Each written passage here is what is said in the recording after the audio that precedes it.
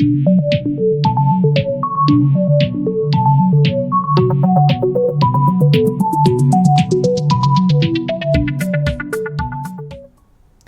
everyone. I hope you're doing well. I have a special guest with me here today, Long Wang, who is the CTO and co founder of Ren.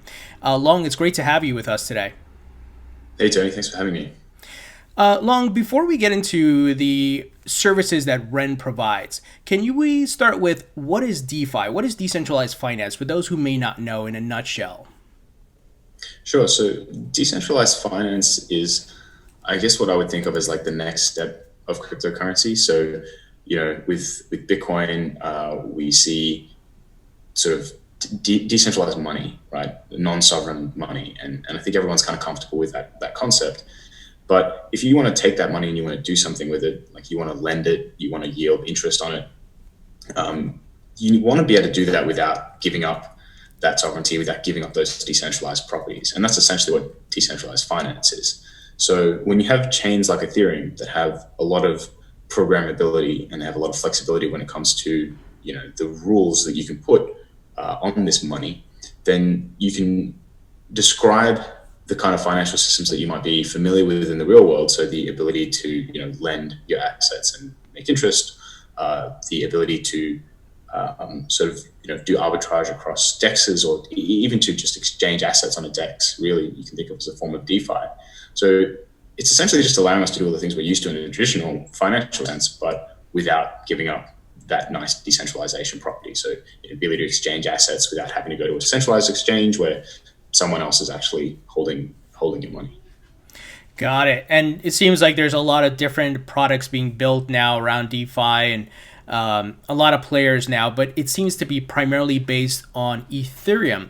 So what are your thoughts on that? Where it seems, I know there's other projects trying to, launch your own thing, but what are your thoughts on it being fully or almost a large percentage of it being on the Ethereum blockchain? I think, it makes sense if you look at the history of crypto, Ethereum being sort of the first programmable blockchain in any real sense. And so it makes sense that it has all the grassroots, and that's where all the developer traction is. And it's hard to beat a network effect that's already in place. And I think that's why Ethereum sort of is holding the crown so far. There have been a lot of attempts to unseat it, but they have not been successful. And so I think the other thing about DeFi is one of its really, really nice features is that you can kind of compose different DeFi applications together. So you might take out a loan on an exchange, and then using those loaned assets, you might trade them for something else on a DEX, and then using what you got back, you might pay off your loan. So you can sort of link all of these different applications together, and that's only doable if you're all on the same chain at the moment. So if you're not on Ethereum, you can't really interact with the Ethereum DeFi ecosystem. So once people start building applications there, everyone else wants to build applications there as well, because that's where everyone else is. And so if you want to be able to leverage each other's productivity, then you don't really get a choice. And I think that is problematic, because it means that people aren't necessarily picking the blockchain that's best for their use case or for their needs. They're picking it. It's kind of a forced choice, Sure. right? Where if you want access to the stablecoin ecosystem, well, then Ethereum is an obvious choice, even if it's not maybe the best technical choice for you. Got it. And I So think then there's also sort of a reliance on the assets there as well, because obviously if you're on the Ethereum ecosystem, you only have access to Ethereum assets. got it. So where does Ren fit into the whole DeFi ecosystem? What solutions and services are you guys offering? So what Ren does is we've built something called the Ren Virtual Machine, or Ren VM, and its goal is to break down these bridges between blockchains, to break down these silos between blockchains and build bridges instead, and allow different DeFi applications to access each other, even if they're on different chains, and to access each other's liquidity, which is also very important. So one of the first core use cases that we're focusing on is bringing Bitcoin to Ethereum. And so that would allow DEXs, automated market makers, collateral-based platforms to access all of the liquidity and market cap of Bitcoin, but in the DeFi applications. And then that's not something you can do right now directly without giving up a level of decentralization. So there are projects like WBTC and IMBTC, which have ERC20 representations of Bitcoin that are backed one-to-one. And so in that sense, they're kind of redeemable. But the Bitcoin funds that back the system are held by a centralized custodian. So you're back in sort of the centralized world. And then there are things like synthetic Bitcoin, which give you access to Bitcoin price exposure, but they're not redeemable. So you can't actually get one Bitcoin back from that. And so RenVM takes a different approach. And what we've built with RenVM is a sort of decentralized custodian that is able to accept funds and keep those funds safe without a central party being involved. And what you can do with that is you can build interoperability bridges. You can allow access to liquidity on different chains, and you can talk to other applications on other chains. And this will allow developers to pick the chain that they like the most or that fits their technical needs and not give up access to other chains or liquidity on other chains. Got it. So you mentioned like tokenizing Bitcoin on the Ethereum blockchain as kind of like you mentioned, like an ERC20 token. So essentially that would bringing the other cryptos, and I'm assuming it would start with Bitcoin and then you can add other cryptos eventually? Yeah, so actually we already do support Bitcoin, Zcash, and Bitcoin Cash on Ethereum. And then, we're going to be looking to expand the offering of the protocol to support not only more source chains, so places, tokens that you can tokenize, so like Litecoin is one that we're interested in, but also more destination chains, so places that you can put those tokenized representations. So, we're interested in chains like Polkadot, for example, where, they have the exact same problem that Ethereum has when it comes to accessing cross-chain assets and cross-chain applications, maybe even more of a problem because they're not Ethereum, so they don't have that grassroots for DeFi yet. Got it. So your company's services, what markets is it available in, and what type of clients are you targeting? Are you targeting retail, institutional, or both?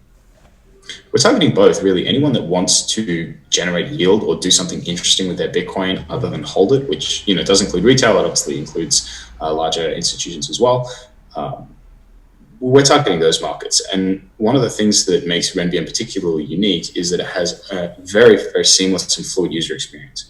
So although you might be interacting with multiple blockchains all at once, and you may be actually interacting with more than two, you might be interacting with 3 or 4, to you, it's still just a single transaction. So if you're trying to use your Bitcoin to do something, and that's what's initiating this whole transaction, that can be just one Bitcoin transaction, and then it can bounce through multiple chains and execute all the logic that you wanted it to execute.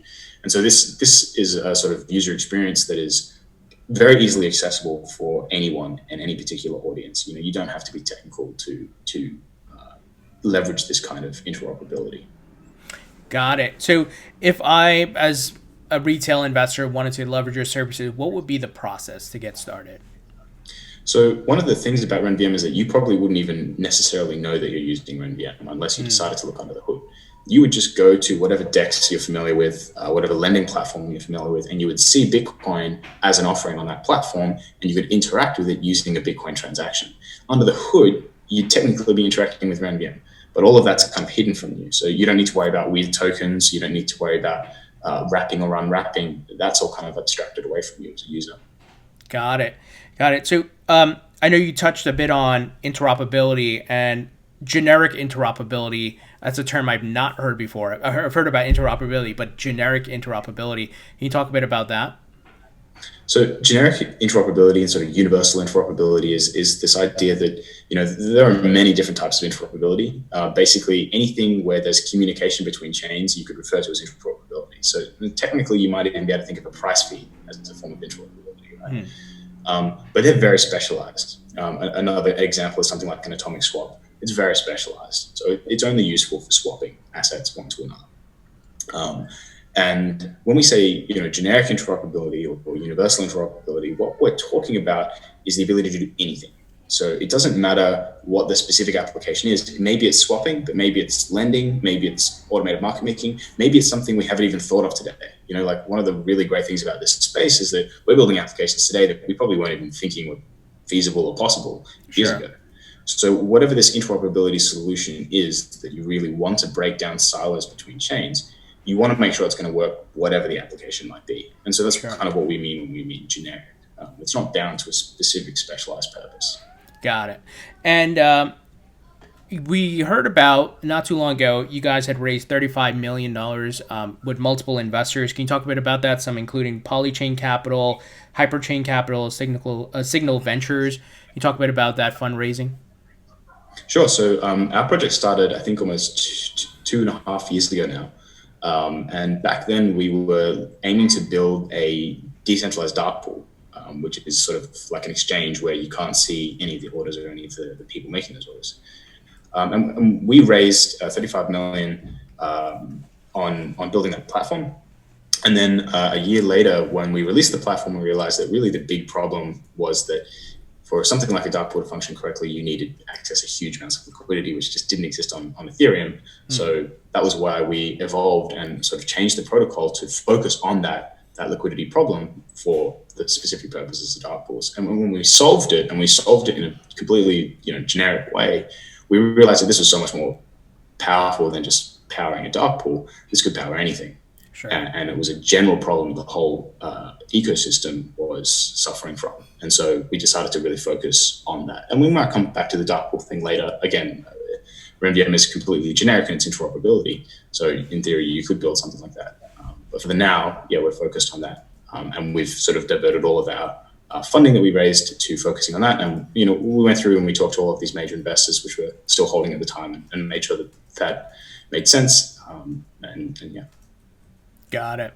I did want to talk to you about some issues that came up with DeFi, and I know version 1.0 of anything has areas that needs to be addressed and developed on and worked on. As you get to version 0.2 and 3 and so forth, you perfect things, right?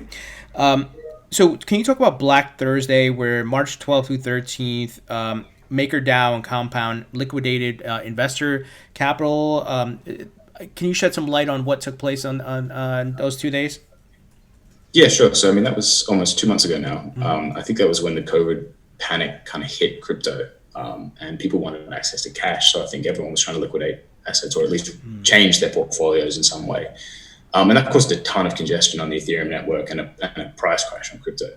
And these sort of flash crashes, when they happen, this is where you want your markets to be functioning the best. Right? Sure. This is where the most amount of activity is happening, where liquidations are happening at a higher rate than usual. And so this is where it's really important that everything's functioning correctly.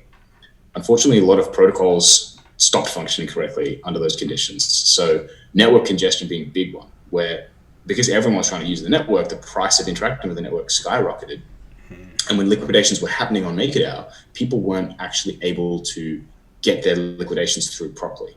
So that meant people weren't able to rebalance if they wanted to rebalance to avoid liquidation. It meant that people who were liquidating the positions and sort of paying back ETH in order to get the DAI, were able to do that at ridiculous prices because no one else was able to get their transactions through. And this kind of just shows, the danger of using liquidation mechanisms and sort of the kind of collateral ratios that we're thinking about at the moment, like 150% may not be sufficient, because these kind of black swan events, the reality is they happen, and in crypto, they happen quite a lot still. Yeah. And until the markets mature, if ever, then this is going to keep happening. And we have to build systems that are designed to survive those events and hopefully even thrive in those events. And so the design that we've gone with for RenVM avoids liquidation mechanisms entirely to try and prevent this coercive problem from affecting it. And actually, the model that we use should thrive under those events. It should actually yield more fees for the system in those times of high volatility, and therefore increase the overall security of the system, which is what you want during those periods. Sure. Another item I did want to ask you about, and I don't know how much you know about it, but it made the headlines, where D-Force suffered a hack, and it, a lot of people started posting negative things about DeFi, and I've even talked to folks in the community about version 1.0, and there's still things to be perfected. Not everyone is operating at the same standards, but any light you can shed there on the D-Force hack? I think that hack, I don't know too much about specifically. I think one of the interesting results that came out of it was, if I'm not mistaken, IMBTC had to freeze their transactions for a little while to make sure there wasn't a deeper issue, which kind of highlights the need for decentralized Bitcoin and Ethereum as opposed to centralized. The last thing that is in line with the DeFi ecosystem is someone else being able to freeze your transfers. That's kind of the opposite of what we're going for. But there's also a delicate balance to strike. With these kind of systems, the more decentralized they are, by definition, the harder it is for the development team to have an impact on that system. Otherwise, it would be centralized around the development team. But issues come up all the time. you talk about DeFi 1.0. I'm not even sure we're at DeFi 1.0 yet. I think maybe we're still at DeFi 0.5 and we're making our way. And during this period, we may not be as decentralized as we really want it to be. The ultimate goal may be to be the most decentralized chain possible, but it's somewhat irresponsible to try and start there, because you have to be maybe a little arrogant to believe that the first version of your protocol is going to be absolutely perfect.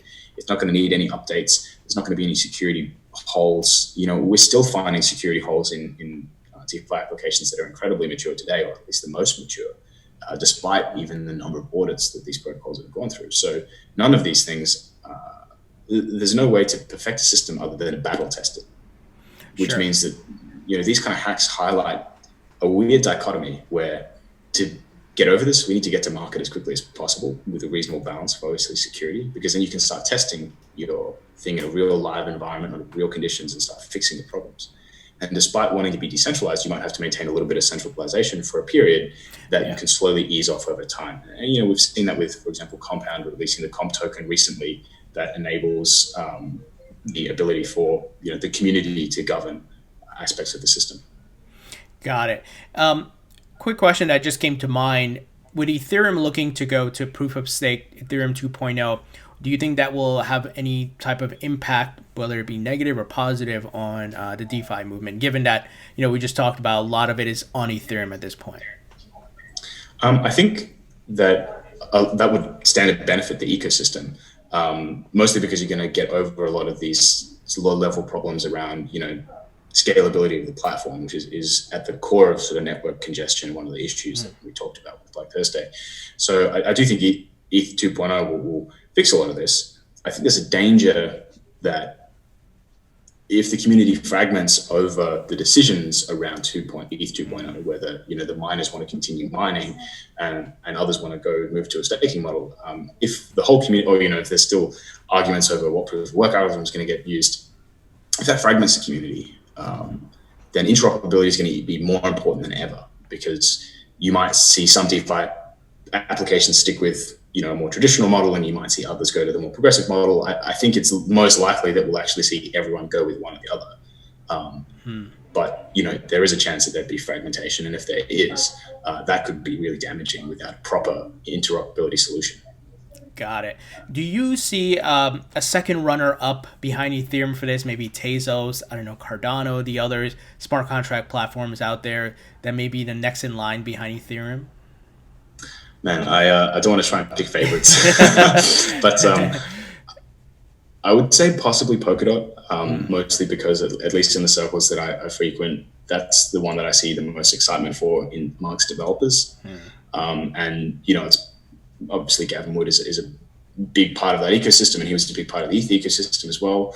I do see a lot of traction with chains like Tezos as well, but I do think that Polkadot's also had a huge amount of attention and hype over many, many years, and I think just the fact that they'll get to mainnet, presumably this year sometime, that the finality of getting there will attract a lot of attention and a lot of interest, if nothing else. Got it.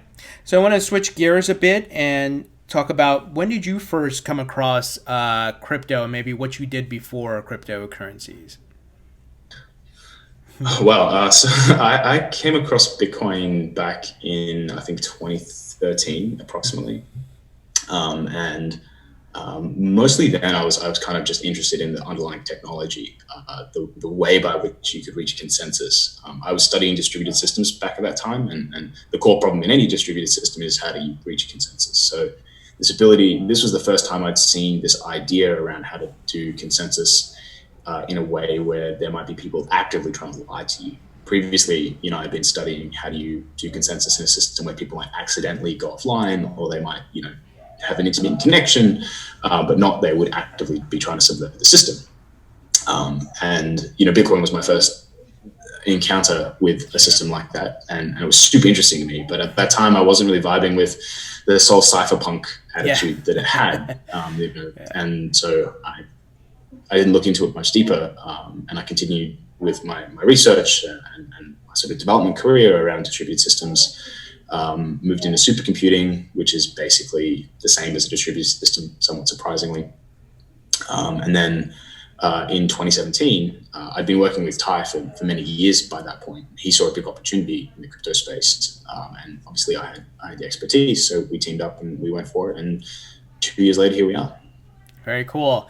Now you're not based in the U.S., but I'm curious what you think would happen.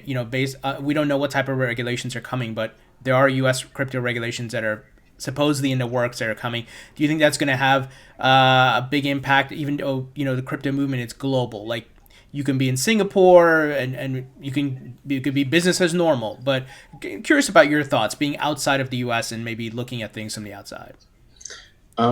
Yeah, I think, DeFi definitely lives in the US right now. And I think if maybe bad regulation or a regulation that was to affect DeFi negatively was to hit, you might see a lot of those projects move into other countries. You might see similar projects begin sprouting up in other countries, and we might see that, we might see DeFi move to another country. I'm not sure that it will be super bad. I think what's coming is more likely to actually force people to take decentralization seriously. A lot of people say, "Oh, we're decentralized," but actually they're not. And the limits of that centralization versus decentralization are shaky at best. And I think that regulation in the US is most likely going to shake a lot of that out. At the end of the day, if you are really truly decentralized, like no one's trying to slap regulation on the developers of Bitcoin, because no one knows who they are, but like such a concept is not even clear because of the level of decentralization that's really hit. And I think we're going to have to start seeing movements in that direction, which is ultimately what we want. So hopefully the regulation is good in the sense that it drives us in the right direction. Absolutely. I think all of us have our fingers crossed that, they're not detrimental to the market, but just still fosters growth and innovation. I understand putting consumer protections in place. So we'll have to wait and see. And where do you see the crypto market in the next 2 to 3 years, from a growth and adoption standpoint? I guess I'm a little biased because I'm working directly in this part of the space. Sure. But I do think that interoperability is the next real step for user adoption. Creating, most people that you might bump into on the street and you ask them about blockchain or crypto, the first word out of their mouth is going to be, "Oh, Bitcoin." Yeah. But Bitcoin is not actually where most of the growth in the base is coming from. Most of the emerging markets are not necessarily around Bitcoin, and a lot of the interesting applications that we're building in DeFi, at least, very few of them can access Bitcoin. But once, in 2 to 3 years, once you've had interoperability solutions around for many years and they've had time to battle test themselves and they become more appropriate for your everyday consumer, then I do think that in 2 to 3 years, we'll see a much wider level of adoption. This typically is what happens when systems can start talking to each other, because all of these little isolated groups that could previously not be in each other's communities now can be in each other's communities. And this sort of gets everyone rallied behind one cause, and that can help everyone else pile in. But it also does come down to, the nannies and grannies of the world that really only know about Bitcoin can actually now start leveraging that in new ways that they couldn't before. Got it. I do want to preface this question by saying not financial or investment advice, but if you can, let us know. What are you holding in your crypto portfolio? I recently did acquire, not too recently, I recently did a little bit of rebalancing, and part of that brought in a bit more Bitcoin into my portfolio. I do love Bitcoin. This should be no surprise to someone who's trying to bring it to Ethereum. But beyond that, I probably shouldn't say. Got it. No problem on that. And a final question, what else can we expect from Ren in 2020? If you can disclose, I know there's probably things in the works and you probably can't speak too much, but any hints that you can give us? So we're anticipating that our mainnet will go live at the end of this month, which is obviously a huge step for our project. We've been working crazy hard for a long time to try and get this ready. And so we're anticipating that that'll happen this month, which is obviously very soon, very exciting. Beyond that, we're looking to start looking at supporting other chains. So other assets that you might want to move between chains and other chains that you can move in. And the one that I'm most excited for is to see maybe what we might call horizontal movement. So where Bitcoin moves from Ethereum to Polkadot without having to go back through the Bitcoin chain. Because that's really where you get sort of just an absolutely next level of interoperability. Very cool. Long, it's great to speak to you. A lot of insightful information, and looking forward to seeing the new items that come this year for Ren. Thank you so much for joining us. Yeah, thanks for having.